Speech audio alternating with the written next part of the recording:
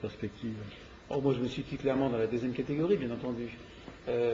D'abord, je crois que Paris Métropole, c'est l'arrivée ou le retour des maires dans le concert de la zone dense.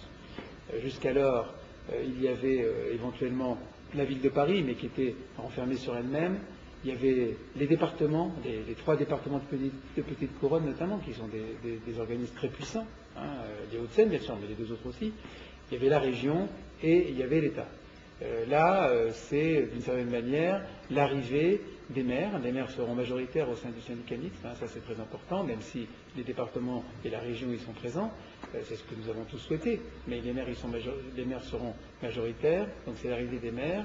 C'est quand même la seule agglomération française dans laquelle les maires n'avaient pratiquement pas leur mot à dire en tant que tels. Même s'ils étaient autre chose, c'était possible, mais en tout cas, les maires en tant que tels n'étaient pas associés. Il n'y a pas de maire, par exemple, au conseil d'administration du syndicat des transports d'Île-de-France. Et donc, par conséquent, si le consensus a vraiment eu lieu, c'est parce que les maires se sont sentis l'obligation pour leur population de mettre les pieds dans le plat dans un certain nombre de domaines. Et d'ailleurs, ce qui a un peu fondé ce consensus, ça a été la réaction unanime des maires sur des grands projets comme métro ferrique, où là, la quasi-totalité des maires ont dit oui, il faut y aller, alors même que d'autres acteurs pouvaient apparaître plus en retrait.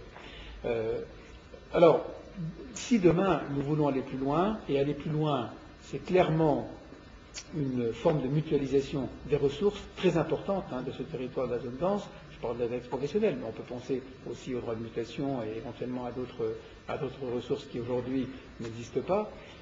Si on veut aller plus loin sur la mutualisation, il faut que cette mutualisation soit portée par une entité politique.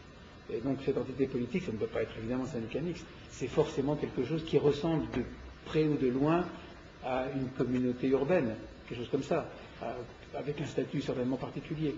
Et donc le syndicat mixte, en ce qui me concerne, c'est l'occasion à la fois d'être un interlocuteur pour la région et pour l'État, par exemple, dans l'avenir de cette zone dense.